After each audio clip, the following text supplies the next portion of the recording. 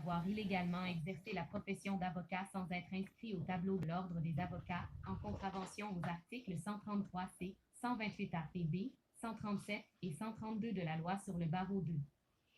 2. Mario Roy est condamné sur 3 chefs d'infraction et acquitté d'un chef, alors que l'unité citoyenne d'enquête anticorruption est condamnée sur un chef d'infraction. 3. Le 17 septembre 2018, les appelants se pourvoient en appel de leur culpabilité, soit 59 jours après le jugement rendu en première instance. 4. La poursuite demandait le rejet sommaire de cet appel déposé sans autorisation et en dehors du délai de 30 jours prévu à l'article 271 du Code de procédure pénale 3 CPP, mais elle se désiste maintenant de ce point. 5. La poursuite appuie plutôt sa requête en rejet sommaire d'appel sur l'absence manifeste de fondement du recours des appelants. 6. Après analyse, il y a lieu d'accueillir la requête en rejet sommaire. 2. Le contexte. 7. Les appelants ne sont pas membres en règle du barreau du Québec, lequel leur reproche d'avoir agi sans autorisation légale de manière à donner lieu de croire qu'il était autorisé à remplir les fonctions d'avocat ou à en poser les actes. 8. Les faits reprochés débutent le 12 novembre 2016, lorsque Mario Roy contacte le Centre jeunesse de la Mauricie et du Centre du Québec eu égard à une requête en révision d'une personne mineure dans un dossier de la Direction de la protection de la jeunesse, DPJ. Il discute de la validité juridique de ce document et mentionne qu'il déposera une demande conventionnelle. 9. Le 16 novembre 2016, le père de l'enfant visé par cette requête en révision de la DPJ témoigne devant la Cour du Québec et révèle que la requête déposée par les parents a été rédigée avec l'aide de Mario Roy, contre rétribution monétaire, ce qui est admis par ce dernier. 10. Le 18 novembre 2016, le Centre d'entraide familiale l'Unité citoyenne d'enquête anticorruption publie une annonce invitant une jeune fugueuse à entrer en contact avec lui pour faire valoir ses droits devant les tribunaux et plus tard, Mario Roy diffuse une vidéo où il indique être un enquêteur judiciaire spécialiste de la Chambre de la jeunesse et de la Chambre criminelle autorisé à intervenir dans tous les dossiers de matière jeunesse, selon l'article 81 de la loi sur la protection de la jeunesse 4. 11. Le 23 février 2017, les appelants somment la directrice de la protection de la jeunesse de retirer une employée d'un dossier sous peine de recours en dommages. 12. Mario Roy et le Centre d'entraide familiale l'Unité citoyenne d'enquête anticorruption reconnaissent ces gestes, mais expliquent avoir été induits en erreur par des personnes en autorité, à savoir un agent de probation et des juges de la Cour du Québec, eu égard à l'exécution de travaux communautaires qu'ils disaient avoir été effectués sous la forme de services juridiques. 13. Il croyait être autorisé à agir pour contrer la corruption judiciaire et intervenir en toute légalité dans les dossiers de la Chambre de la jeunesse, sans être membre du barreau du Québec. 14. Les appelants invoquent une défense d'intention puisqu'ils n'auraient pas voulu commettre d'acte illégal et n'ont jamais souhaité réellement poursuivre le Centre jeunesse devant une cour civile, au nom de tiers. 15. Dans un long avis d'appel de 5 pages contenant des allégués inextricables, les appelants allèguent ce qu'il convient de résumer comme suit. 1. Le jugement de première instance est déraisonnable quant aux chefs 1 et 2, en ce que A. L'Unité citoyenne d'enquête anticorruption ne voulait pas commettre un acte illégal envers le barreau du Québec par sa publication. B. La mise en demeure demandant le retrait d'une employée du Centre jeunesse ne révèle aucune intention de poursuite civile au nom des parents victimes. C. Cette mise en demeure demandant le retrait d'une employée responsable d'un réseau d'enlèvement d'enfants n'est pas un acte réservé aux membres du barreau. D. Il s'agit d'une tentative d'extorsion et de bâillon venant du barreau du Québec en complicité avec le juge de première instance. 2. Le jugement de première instance est déraisonnable quant aux chefs 3 et 4 en ce que A. Le juge François Baudouin était au fait des travaux judiciaires effectués par Mario Roy, lesquels ont été validés par un organisme et confirmés par une preuve documentaire. B. Le juge Michel Bellumeur a encouragé Mario Roy dans ses démarches en lui disant « C'est peut-être bien louable ce que vous faites et je vous invite à continuer, surtout si vous aimez ça. » C. Le juge Lafrenière a enfreint le droit dans l'appréciation des témoignages de messieurs Urtubise et Dessureau ainsi qu'en refusant de croire Mario Roy eu égard aux travaux effectués. D. Il y a eu un complot pour extorsion des avocats et juge au dossier. II. L'analyse. 16. Le juge d'instance analyse la publication de l'unité citoyenne d'enquête anticorruption invitant une fugueuse à la contacter pour faire valoir ses droits devant les tribunaux et conclut que son contenu donne lieu de croire que les appelants étaient autorisés à remplir les fonctions d'avocat et à en poser les actes. 33. Cette invitation est sans équivoque et donne lieu de croire à tout lecteur de l'annonce que l'organisme est autorisé à agir devant la Chambre de la jeunesse de la Cour du Québec. D'ailleurs, Mario Roy confirme dans une vidéo du 22 novembre 2017 être autorisé à intervenir dans tous les dossiers de matière jeunesse, selon l'article 81 de la Loi sur la protection de la jeunesse. 5. 17. Cette analyse s'appuie en tout point sur la preuve et le juge d'instance ajoute, à bon droit, que l'article 81 de la Loi sur la protection de la jeunesse ne pouvait permettre aux appelants d'agir en toute impunité puisque la possibilité d'intervenir dans un dossier de la Chambre de la jeunesse est donc fort limitée et doit être préalablement autorisée par le tribunal 6. 18. À sa face même, le juge de première instance ne commet aucune erreur lorsqu'il écarte l'argument des appelants voulant qu'il n'ait pas eu l'intention d'intenter une poursuite en matière civile au nom des parents puisque cet élément n'a aucune importance et n'avait pas à être établi par le barreau du Québec. 19. Le simple fait de démontrer une revendication d'exécuter un acte sous peine d'intenter des procédures judiciaires au nom d'une tierce partie était suffisant pour constituer l'élément matériel de l'infraction 7. 20. Ainsi, le moyen d'appel invoquant l'absence d'intention des appelants est manifestement non fondé, puisque la preuve d'intention n'est pas requise en matière statutaire relativement aux infractions de responsabilité stricte visant le bien-être public, et c'est ce que conclut le juge d'instance. 27. Vu cette importance, les articles 128 et 133 de la Loi sur le barreau énoncent les actes qui sont du ressort exclusif de l'avocat lorsqu'ils sont exécutés pour le compte d'autrui. 28. Le fardeau de démontrer une contravention à ces dispositions revient au barreau par la présentation d'une preuve, hors de tout doute raisonnable. Cependant, puisqu'il s'agit d'une infraction de responsabilité stricte, le barreau n'a qu'à faire la démonstration de la commission de l'acte interdit. 8. Référence omise. 21. En effet, lorsque l'élément matériel, actus reus, est prouvé, une défense doit être soulevée pour repousser l'intention présumée. 22. Les infractions reprochées aux articles de la Loi sur le barreau ne donnent aucune indication voulant que la poursuite doive présenter une preuve de l'existence réelle d'un état d'esprit, comme l'intention, la connaissance ou l'insouciance, pour conclure à leur commission 9. 23. Il est possible d'opposer une défense de diligence raisonnable aux infractions de responsabilité stricte, ce que M. Roy n'invoquait pas. Il prétendait plutôt avoir cru, pour des motifs raisonnables, à un état de fait inexistant qui, s'il avait existé, aurait rendu ces actes innocents, à savoir que les actes posés ne relevaient pas exclusivement de la compétence de l'avocat 10. 24. Toutefois, le barreau du Québec n'avait pas approuvé que la mise en demeure demandant le retrait d'une employée en charge d'un réseau d'enlèvement d'enfants était un acte réservé aux membres du barreau. 25. Du moment que la missive prévoyait un recours en dommages, au nom de tiers, cela était suffisant pour constituer la preuve de l'infraction. C'est ce que conclut le juge d'instance. 38. Quoi qu'il en soit, les défendeurs commettent également cette même infraction lorsqu'en date du 23 février 2017, ils somment la directrice de la protection de la jeunesse de retirer une employée d'un dossier sous peine de recours en dommages. En agissant ainsi, ils donnent lieu de croire qu'ils sont autorisés à remplir la fonction d'avocat et contreviennent aussi à l'article 136.2 de la Loi sur le barreau.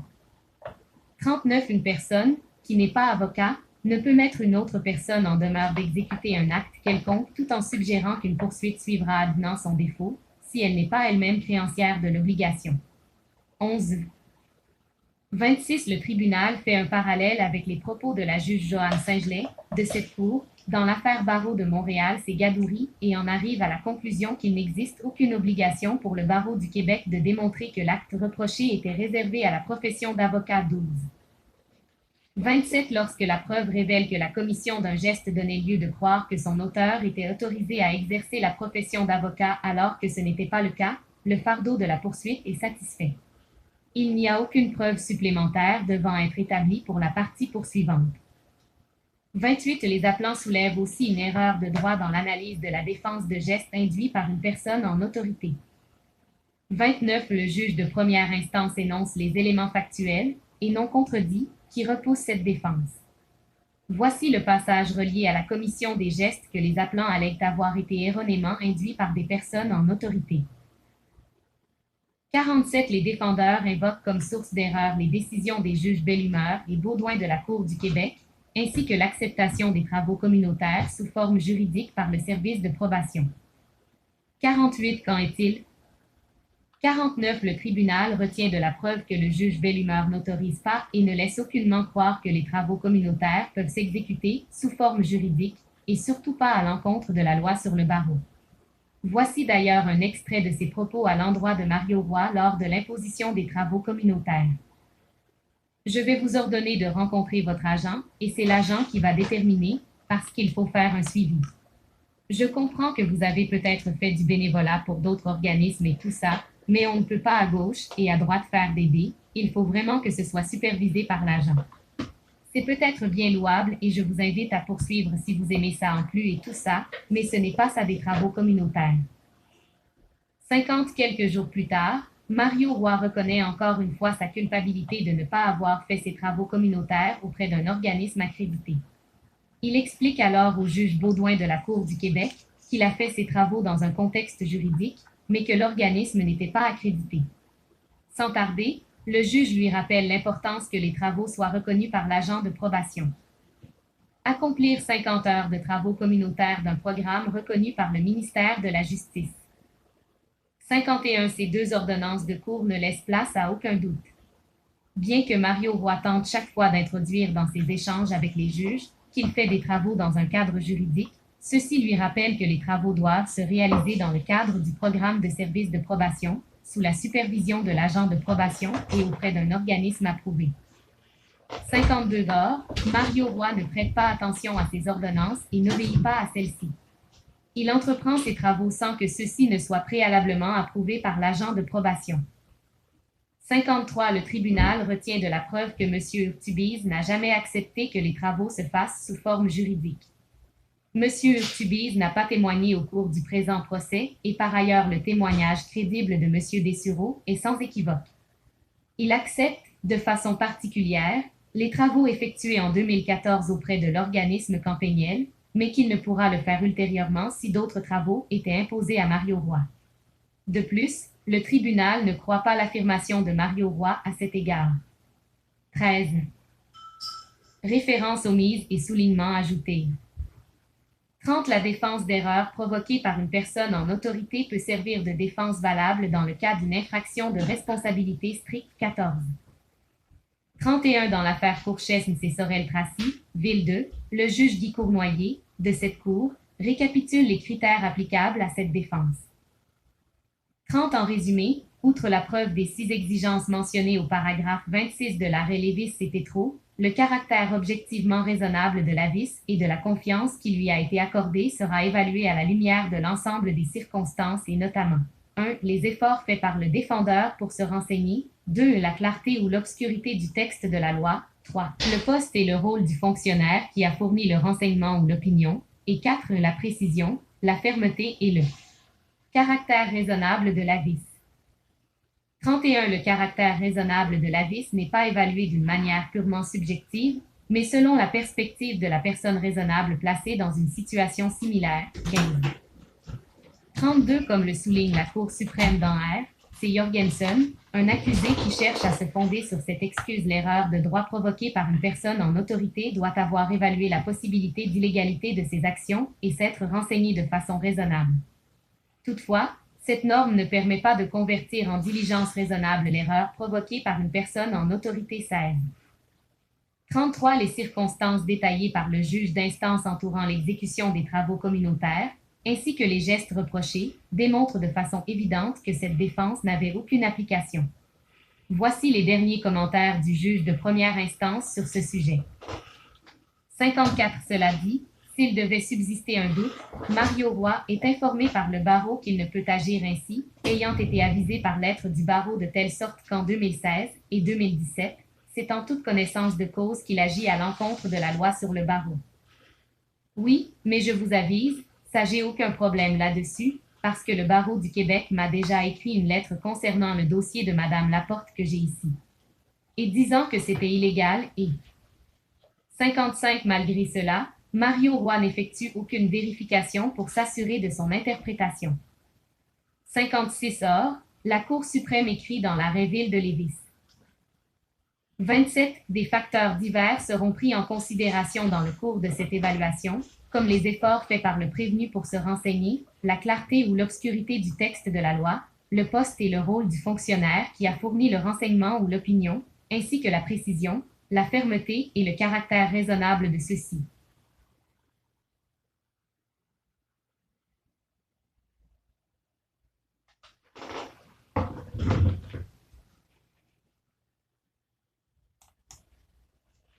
De diligence repose sur l'acceptation d'un devoir de responsabilité du citoyen de chercher activement à connaître les obligations qui lui sont imposées.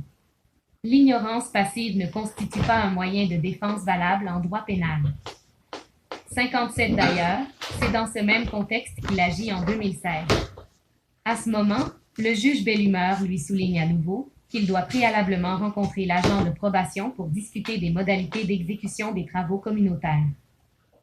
58. Encore une fois, Mario Roy ne suit pas les directives de la Cour. Il effectue ses travaux sous forme juridique auprès de la famille T, sans en informer préalablement l'agent de probation et sans s'assurer auprès du barreau qu'il peut le faire. 59. Quoi qu'il en soit, même si les travaux avaient pu se réaliser dans un cadre juridique, ce que le tribunal ne croit pas, cela n'aurait pas écarté l'obligation de respecter la loi sur le barreau. 60. Les adjoints et les techniciens juridiques, ainsi que tout le personnel des bureaux d'avocats et des greffes judiciaires effectuent des travaux dans un cadre juridique, sans toutefois poser de gestes à l'encontre de la loi sur le barreau. 61. De ce qui précède, le tribunal ne peut conclure à une erreur de droit. 17. Références omises et soulignements ajoutés. 34. Les défenses d'erreurs de fait et d'erreurs de droit provoquées par une personne en autorité ont été adéquatement analysées et rejetées par le juge de première instance. Aucune erreur n'est raisonnablement susceptible d'être démontrée par les appelants à la face même de leur avis d'appel. 35. Quant au motif d'appel qui invoque une appréciation erronée des témoignages de messieurs Urtubise, Dessureau et de Mario Roy relativement aux travaux communautaires, l'analyse du juge du procès mérite déférence et son appréciation détaillée de la preuve dans le cadre du droit applicable ne révèle aucune erreur manifeste et déterminante puisque les faits supportant les éléments essentiels des infractions ne sont pas contestés. 36. Le dernier motif d'appel soulève un complot pour extorsion des avocats et juge au dossier. 37. Cette affirmation est sans fondement factuel ni juridique et laisse transparaître une quérulence inappropriée. Le pouvoir de rejeter sommairement un appel. 38. Le tribunal souligne que le pouvoir de rejeter sommairement une procédure judiciaire existe dans différents domaines du droit et que les critères de son application varient selon les textes de la loi, de la common law et des interprétations apportées dans la jurisprudence. 39. À l'article 279 du Code de procédure pénale, le législateur codifie la possibilité pour un intimé de demander le rejet d'un appel qui apparaît, à sa face même, frivole ou sans fondement. 279. Sur demande écrite de l'intimé, le juge, s'il considère que l'appel est frivole ou manifestement mal fondé, en ordonne le rejet. S'il ordonne le rejet de l'appel, il peut alors condamner l'appelant aux frais fixés par règlement. S'il rejette la demande de l'intimé, il peut le condamner aux frais fixés par règlement. 40. Une demande de rejeter sommairement un appel doit s'évaluer dans le contexte du cadre légal qui prévoit les pouvoirs du tribunal siégeant en appel. L'article 286 et point pp fixe ces paramètres. 286. Le juge accueille l'appel sur dossier s'il est convaincu par l'appelant que le jugement rendu en première instance est déraisonnable eu égard à la preuve qu'une erreur de droit a été commise ou que justice n'a pas été rendue. Toutefois, lorsque le poursuivant interjette appel d'un jugement d'acquittement et qu'il y a eu erreur de droit, le juge peut rejeter l'appel à moins que le poursuivant ne démontre que, sans cette erreur, le jugement aurait été différent. Lorsque le défendeur interjette appel d'un jugement de déclaration de culpabilité ou qui conclut à l'incapacité du défendeur de subir l'instruction en raison de son état mental et qu'il y a eu erreur de droit, le juge peut rejeter l'appel si le poursuivant démontre que, sans cette erreur, le jugement aurait été le même. 41. En common law, le pouvoir de rejeter sommairement un recours peut s'appuyer sur l'absence de chance raisonnable de succès afin de prévenir tout abus de procédure et de veiller au bon fonctionnement des rouages de la Cour 18. 42. Le tribunal peut ainsi contrôler les procédures et refuser de procéder à une audition sur des questions a priori sans fondement. Ce principe est établi par la Cour suprême dans R. CPI. 35. Les préoccupations touchant l'utilisation judicieuse des ressources judiciaires sont tout aussi légitimes aujourd'hui, et peut-être même davantage, qu'elles ne l'étaient il y a 15 ans. Pour que notre système de justice fonctionne, les juges qui président les procès doivent être en mesure de veiller au bon déroulement des instances. L'un des mécanismes leur permettant d'y arriver est le pouvoir de refuser de procéder à une audition de la preuve lorsque la partie qui en fait la demande est incapable de démontrer qu'il est raisonnablement probable que cette audience aidera à résoudre les questions soumises au tribunal. 19. Soulignement ajouté. 43. Dans ce contexte, poursuivre les procédures serait de nature à discréditer une saine administration de la justice. 44. Dans l'arrêt Québec, directeur des poursuites criminelles et pénales, C. Jodoin, la Cour suprême précise ce pouvoir des tribunaux en matière de gestion des procédures. 16. Les tribunaux ont le pouvoir de veiller au respect de leur autorité. Cela inclut le pouvoir de gérer, contrôler et maîtriser les procédures qui se déroulent devant eux. C. Anderson, 2014 CSC 41, Canelli, 2014 2 RCS 167, par. 58. Il possède ainsi le pouvoir inhérent de réprimer les abus à cet égard. Young Se-young, 1993 Canelli 34, CSC, 1993 4 RCS 3, P136, et d'empêcher que la procédure ne soit utilisée traduction d'une manière qui serait manifestement injuste envers une partie au litige, ou qui aurait autrement pour effet de discréditer l'administration de la justice. Canam Enterprises Inc. Cause, 2000, 2000 Canelli 8514, ON Canada, 51 Way, 3D 481, CA, par. 55. Le juge Goodge, dissident, opinion approuvée par 2002 CSC 63, Canelli, 2002 3 RCS 307. Il s'agit d'un pouvoir discrétionnaire qui doit certes s'exercer avec retenue, Anderson, par. 59. Mais qui permet à un tribunal d'assurer l'intégrité du système judiciaire, Morel c'est Canada. Canelli, 2009 1 RCF 629, par. 35.20. 45. Dans l'arrêt R, c'est Cody, la Cour suprême réitère les pouvoirs de saine gestion des ressources judiciaires.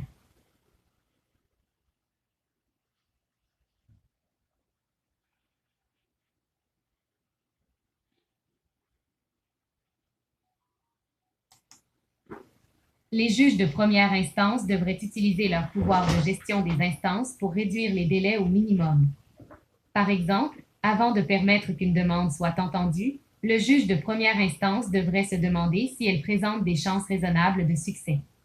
À cette fin, il peut notamment demander à l'avocat de la défense de résumer la preuve qu'il prévoit présenter lors du voir-dire, puis rejeter celle-ci sommairement si ce résumé ne révèle aucun motif qui indiquerait que la demande a des chances d'être accueillie. R. C'est Kutinek, 1992, 1992 Canelli 7751, ON Canada, 7 OA, 3D 277, CA, P287289, R. C'est Buclich, 1996, 1996 Canelli 1005, BC Canada, 108 CCC, 3D 193, C.A. C.B. De plus, même s'il permet que la demande soit entendue, le juge de première instance continue d'exercer sa fonction de filtrage. Les juges de première instance ne devraient pas hésiter à rejeter sommairement des demandes dès qu'il apparaît évident qu'elles sont frivoles. Jordan, par. 63. Cette fonction de filtrage s'applique également aux demandes présentées par le ministère public. En guise de pratique exemplaire, tous les avocats, autant les avocats du ministère public que les avocats de la défense devraient, dans les cas indiqués, demander au juge de première instance d'exercer ce pouvoir discrétionnaire. 21. Soulignement ajouté. 46. Le droit d'une partie d'être entendue n'est donc pas sans limite. Il est du pouvoir du tribunal, si ce n'est que du devoir dans certains cas, de contrôler efficacement les ressources judiciaires accaparées par des procédures futiles qui ne présentent manifestement aucun fondement. 47. À l'égard des actes criminels, l'article 685 CCR permet d'écarter les pourvois futiles, abusifs, vexatoires ou manifestement mal fondés. 22. 48. Du côté des appels en matière pénale, Ils sont déposés de plein droit et le rejet sommaire d'un appel peut survenir dans le cas d'un recours qui, à sa face même, est frivole ou manifestement mal fondé, selon les prescriptions de l'article 279 C.pp 23. 49. À l'étape d'une requête en rejet sommaire, il faut se garder de transformer l'audience en un appel au fond accéléré ou en mécanisme d'autorisation d'appel de pourvoi, ce dernier choix ayant été délibérément écarté par le législateur provincial. 50. Des moyens d'appel cohérents et défendables juridiquement seront généralement suffisants pour démontrer les chances raisonnables de succès d'un recours 24. 51. Cependant, l'absence de chances raisonnables de succès n'est pas un critère d'analyse présent dans le texte de l'article 279 CPP. La jurisprudence révèle néanmoins certains cas d'application de ce critère dans l'évaluation du fondement manifeste d'une requête en rejet sommaire d'un appel en matière pénale 25. 52. Le tribunal n'a pas à s'attarder à cette distinction puisque la base factuelle du dossier des appelants n'est pas contestée et que les moyens d'appel apparaissent sans fondement, et ce, de façon manifeste. 53. En conséquence, face à l'absence évidente d'erreur de fait ou de droit du juge de première instance, les moyens d'appel apparaissent sans fondement et la requête en rejet sommaire présentée par le Barreau du Québec est appropriée sans qu'il soit utile d'entendre les motifs d'appel au fond 26. 4. La conclusion. 54. Le juge d'instance a conclu que les appelants ont agi de manière à donner lieu de croire qu'il était autorisé à remplir les fonctions d'avocat et à en poser les actes entre le 14 novembre 2016 et le 1er mars 2017. 55. Les appelants ne présentent aucun argument valable afin d'établir que le jugement de première instance est déraisonnable eu égard à la preuve qu'une erreur de droit a été commise ou que justice n'a pas été rendue. 56. Le tribunal est d'avis que l'appel est manifestement mal fondé sur chacun des moyens d'appel soulevés. Pour ces motifs, le tribunal. 57. Accueille la requête en rejet sommaire. 58. Rejette l'appel. 59. Le tout sans frais de justice.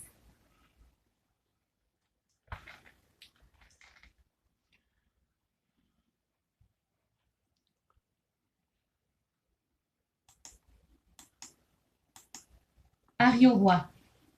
Se représentant seul et représentant de l'unité citoyenne d'enquête anticorruption. Appelant défendeur. Maître Elianog et Maître Charles-Henri Laurier. Barreau du Québec. Procureur de l'intimé poursuivant. Date d'audience. 9 janvier 2019. Un barreau du Québec.